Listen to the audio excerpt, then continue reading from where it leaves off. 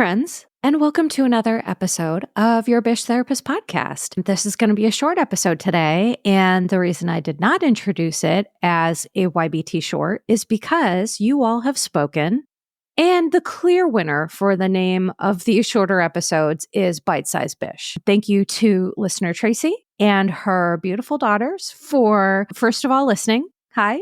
Second of all, for, giving me this idea. And third of all, thank you all for those of you who weighed in. And it was a landslide.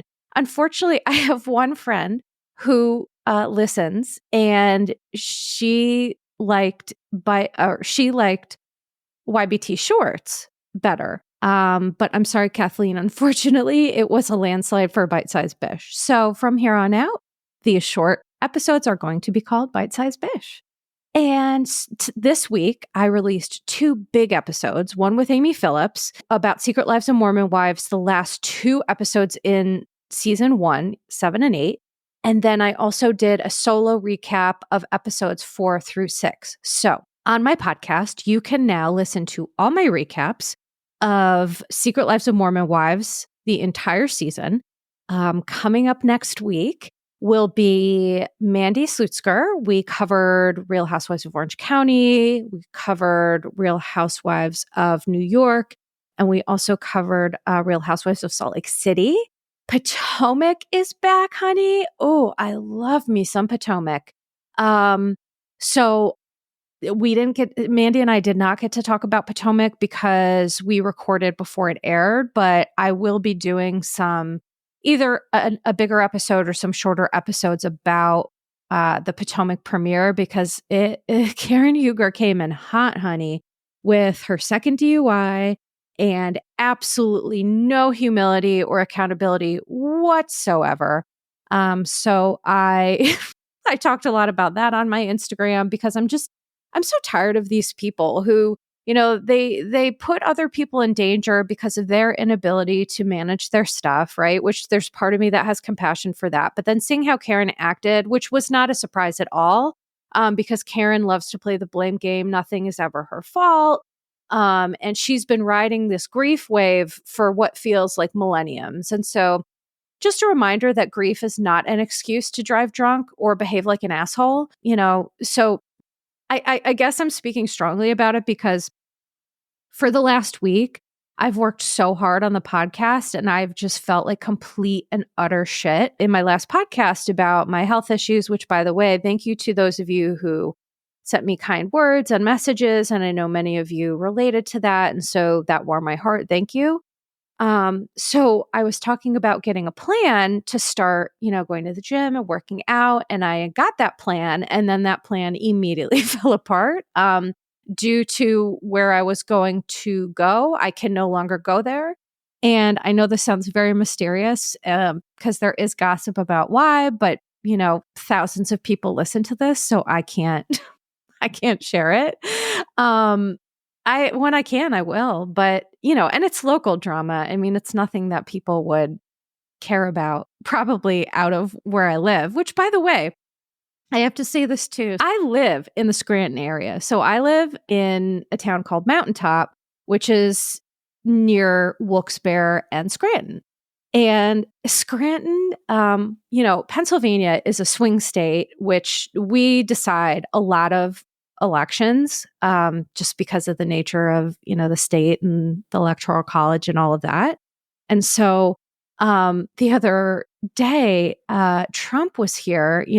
Trump and Kamala Harris have been, obviously being a swing state, they come here, they, rally and all these things. And I just have to say this because so funny. In Scranton, when you fly into the airport here, it's the Wilkes-Barre airport. And then you have to travel to Scranton to get to where Trump was going to be speaking. Because President Biden, so our current President Biden, is from Scranton. He actually was just here because one of his childhood friends just passed away, because they're super old. And, it's sad, but I mean, hopefully that friend lived a good life. But when he became president, because he is from Scranton, they changed one of the main arteries going into Scranton. They changed that from the Central Scranton Expressway to President Biden Expressway.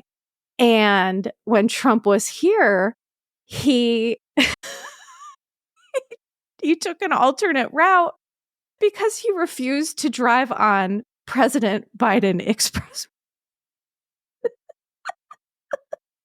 And so I've just been cackling about that all week because that's a fact, by the way. That's a fact.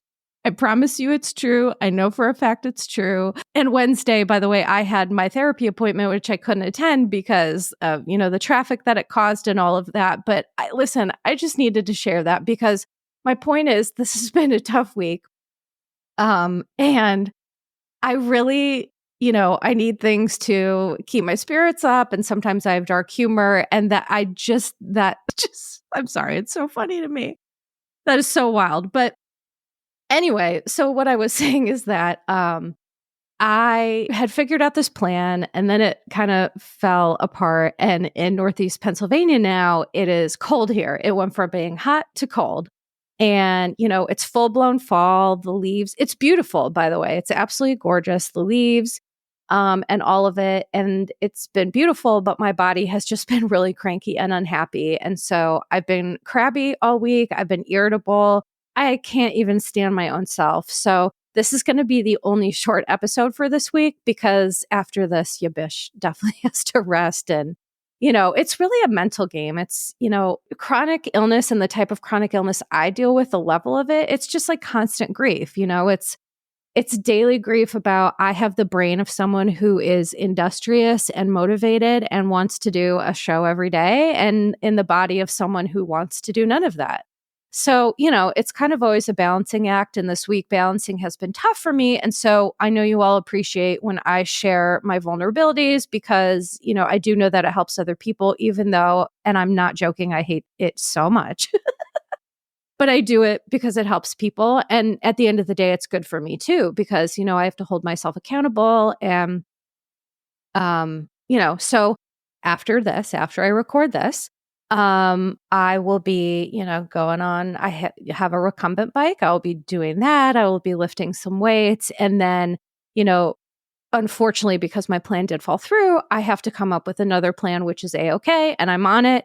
I think for me, one of the things that has made me the most resilient is if plan A fails, or in my case, when it fails, then there's plan B and then C and then D and then E. Like I don't give up. There is a solution to every problem. And sometimes the solution isn't exactly what I hoped it would be, or maybe even what I want it to be. But sometimes it's a solution nonetheless. So I just wanted to share that experience with you all. Next week, we have the Mandy Slutzker episode. But then after that, I have my friend Kristen Gardiner on, who is an active member of the Mormon faith. And it's a really great interview about, the LDS Church and, some of those concerns I had about, the religion. And she really speaks to all of it. And I think you all are going to really like the interview. I hope you do anyway. I have some other great collabs coming up, but for the next couple weeks, it's definitely going to just be solo episodes. And a couple other things that I wanted to talk about is that today, news broke that Jen Shah, her release date has now been moved up twice. So she will now be released December 19th, 2027, which, to be honest, sickens me. I think I just need to remind people she stole from elderly people. She committed elder abuse time after time after time while trying to stunt and front on TV. And it sickens me that this is one of those situations where she's just going to get out in a couple of years. And I'm going to be on, the Bravo blogs that posted this news, there were people who on there, I was, of course, looking at the comments. I wanted to hear what people said. And most of the comments were, oh, well, I'll watch her again. And I'm like, I'm just stunned. I don't think people understand when you defraud an elderly person out of all their money, they're destitute. They cannot go back into the workforce to make that money up. And you're taking advantage of a vulnerable population that's like children in some ways, especially depending on the age. And so I just, I have no tolerance for that. And I certainly will never be watching her, nor will I ever be covering her other than, this bit of news. So,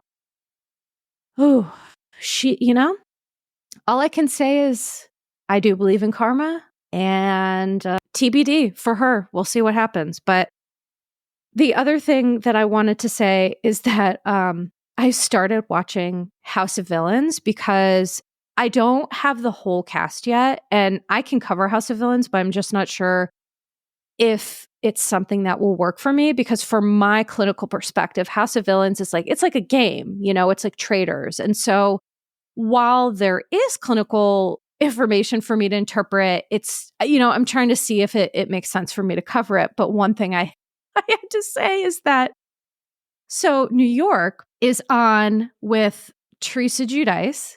And first of all, I do adore New York. Her name is Tiffany Pollard. And so for me, those reality shows were the reality shows that got me loving reality TV. Those really I Love New York, the Flava Flav ones, the Bret Michaels one, just like gritty, real reality shows. The Hills, for me, never seen one episode. That was not where it was at. This stuff I was fascinated by. And so New York is a very interesting character.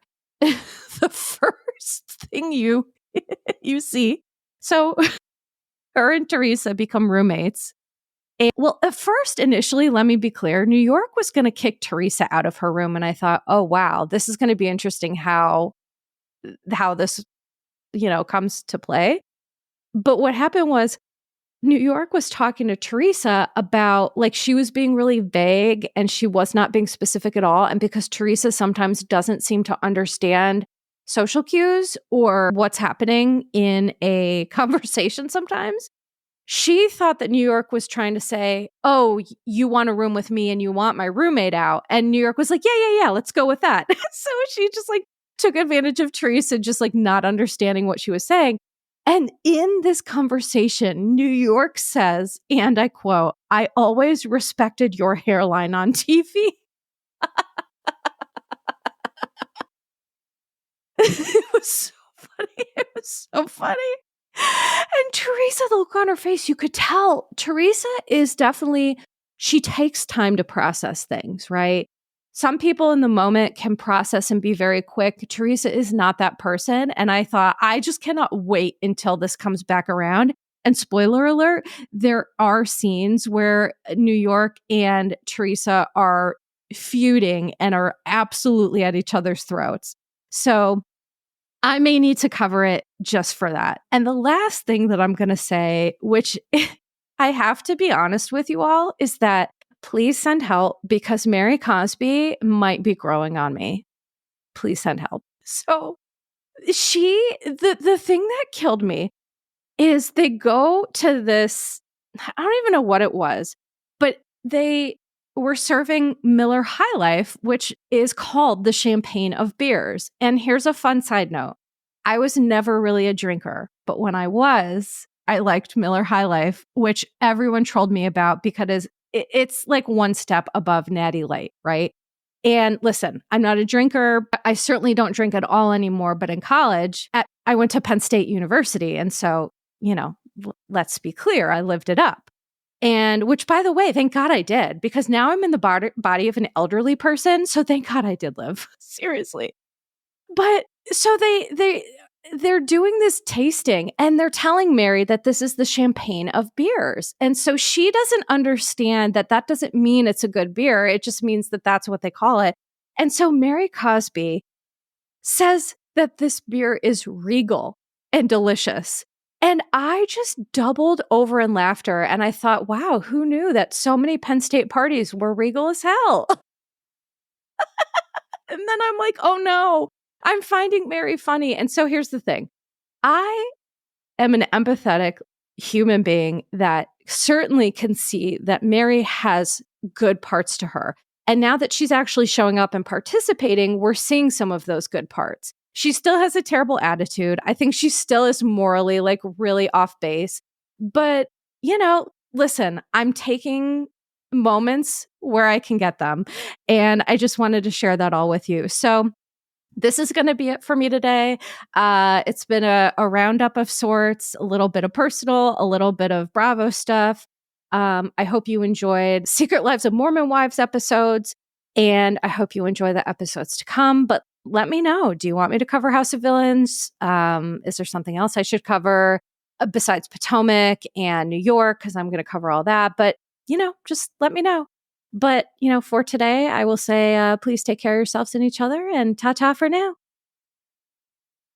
Disclaimer. Posts are not intended to diagnose, treat, or provide medical advice. Your Bish therapist is for entertainment and informational purposes only. The podcast, my opinions, and posts are my own and not associated with past or present employers, any organizations, Bravo TV, Greyheart Productions, or any other television network. The information in YBT podcast and on its social media is provided for general informational purposes only and is not intended to diagnose or treat. Please do not act or refrain from acting based on anything you read, see, or hear on YBT podcast or associated social media. Communicating with YBT via email and or social media does not form a therapeutic alliance. Melissa, operator of YBT, is unable to provide any therapeutic advice, treatment, or feedback.